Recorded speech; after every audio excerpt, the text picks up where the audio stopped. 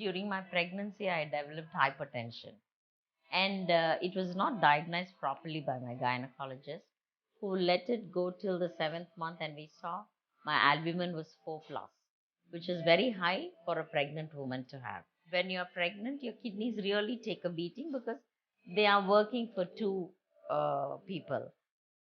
When that happened, we started checking my blood pressure, and she saw it was abnormally high. It was rapid because my BP was so high, and not taking the medication on time every day. It was stipulated that I should do it every day, which I didn't do. I was very careless with my. Within 2 years, when Anju was just 3 years old, both my kidneys failed rapidly. Once your body gets accustomed to this way of life, believe me, after 17 years, for me, doing dialysis every day 4 times is like brushing my teeth, or it's a part of life now. And how we get around to doing that is, every person who, it's whether it's kidney failure or any disease, we have to have acceptance first. She has taken care of herself. She is in control of her life and her treatment. I'm so proud about that because I don't have to step in and say to Shanti, do this and do that, because she's a very disciplined patient and she is one among the few longest living patients on continuous ambulatory peritoneal dialysis in this country. She motivates other patients, she motivates me, and she gives me the strength to take this treatment forward.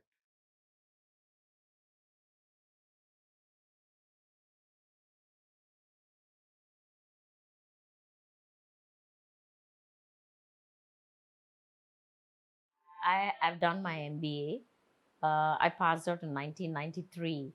So in those days, there were very few women who went into business administration. Then I went on to work for Max New York Life Insurance.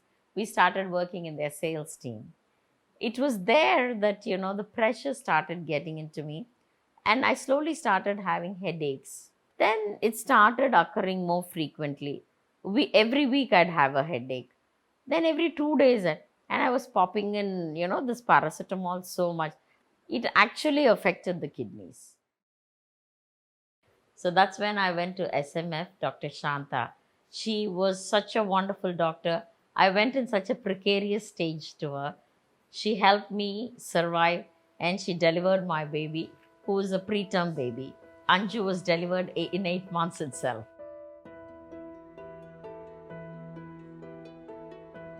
At that time, Dr. Shanta told me, your kidneys are not functioning to the full, so you need to take medication for it. With a small child, your focus is so on the baby.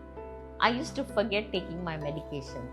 And after the whole day's work, I'll go lie down, and then oh God, I didn't have my BP medicines. I was very careless, and I think that was one of the biggest faults that led to kidney failure for me.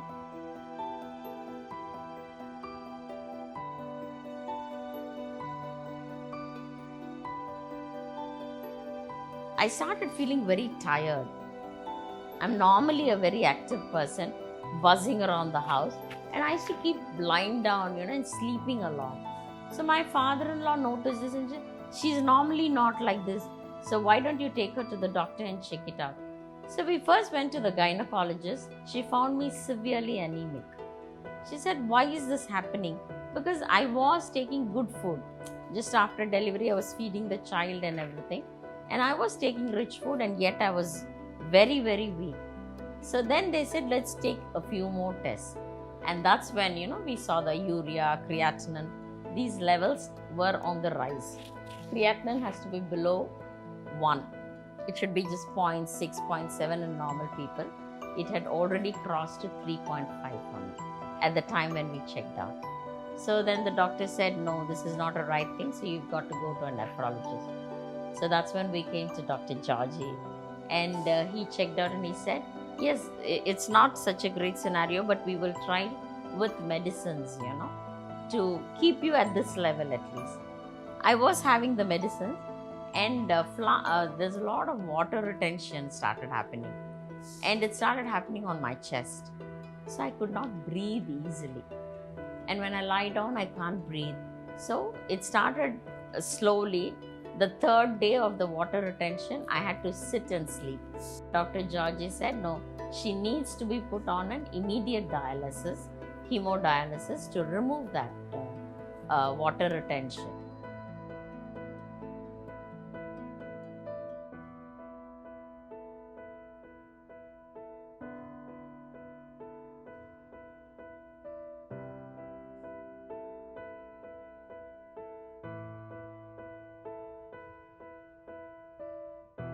Shanti is an incredible woman. She is my dearest patient whom I have been taking care for the last 17 years. Kidney disease doesn't have any symptoms. It is a scar in the kidney which is slowly progressive, irreversible, and often asymptomatic in early stages, unlike any other system in the body. So, unless you target a population who is prone to develop kidney disease, for example, diabetics, those who have high blood pressure, those who have heart disease, those who are taking alternative medicines, and there is a family history of kidney disease. These are the targeted population. You should be checking their kidney functions to make sure that they do not have kidney disease.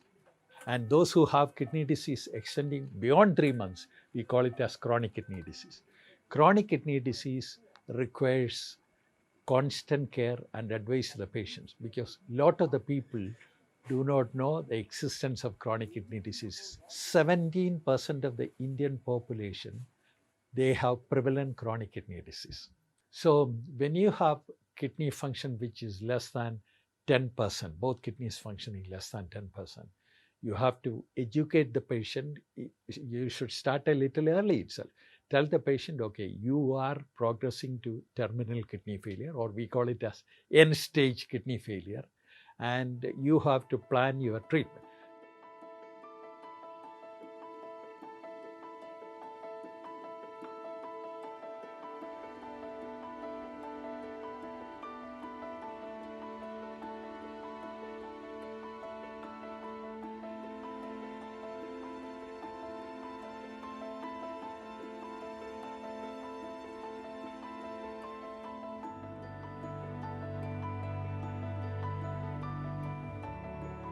We have about 62 million diabetics in this country and another 60 million who are pre-diabetic.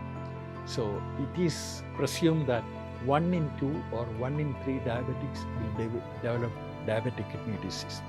So every diabetes patient, when they have a diagnosis of diabetes made, they should have their kidney function test also done. And this is not happening in this country.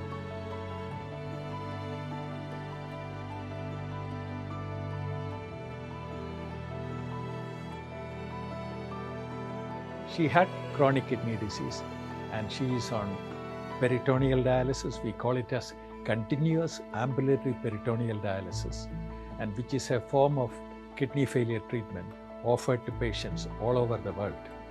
The advantage is that it is a 24-hour, 24/7 treatment. So the poisons are being removed continuously in peritoneal dialysis. So they have more relaxation with regard to diet, water intake and salt intake. Whereas in hemodialysis, you have seen that they come for dialysis, they lie down there for 4.5 hours, they are dialyzed. The moment you stop the dialysis, again the poisons are accumulated. It is like a seesaw pattern. Goes down at the end of dialysis, then it comes up. Whereas in the continuous ambulatory peritoneum, it is a flat line regarding the poison removal as well as the water removal.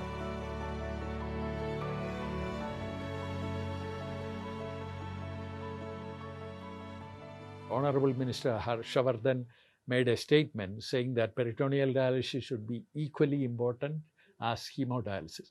So this new progressive policy, which I was dreaming for the last 29 years, will help us to access peritoneal dialysis. A lot of people in the country, in areas where they can't have hemodialysis, or somebody who cannot have hemodialysis for health reasons. Options for somebody who wants to continue to work and have a freedom from a machine, they should go on continuous ambulatory peritoneal dialysis.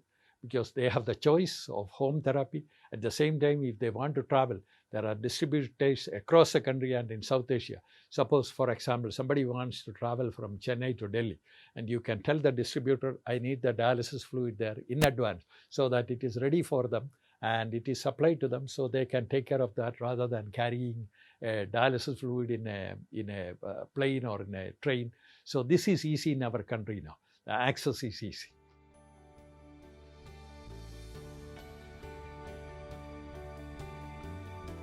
The doctors actually train you well, They tell you if you do these, the risk factors are less. All we need to do is just follow that, I'm in my 17th year. I'm going to finish my 17th year and start my 18th year in April next, in 2020. So I think, that longevity I got only because I listened to my doctor.